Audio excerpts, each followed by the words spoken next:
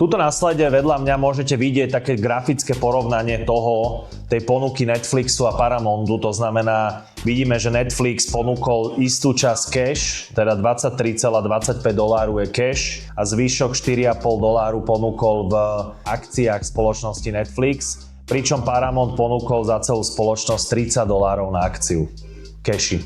Na tomto slajde vidíte ďalšie argumenty, ktoré Paramount vyzdvihuje, že prečo by mali akcionári Warner Bros. Discovery prijať túto transakciu. Môžeme vidieť, že znova dávajú do propredia to, že si myslia, že Paramount bude túto transakciu schopný uzavrieť do 12 mesiacov. Takisto si myslia, že týmto zlúčením vytvoria relevantnú konkurenciu Netflixu, keďže Netflix je dneska výrazne silnejší ako HBO alebo Disney alebo iní streamery. Takisto ponúkajú možnosť akcionárom odpredať aj aktíva, ktoré nie sú už dneska populárne, veľakrát stratové, tej klasickej televízie, tej linear TV, ktorá v Amerike, ale aj celosvetovo je v poklese.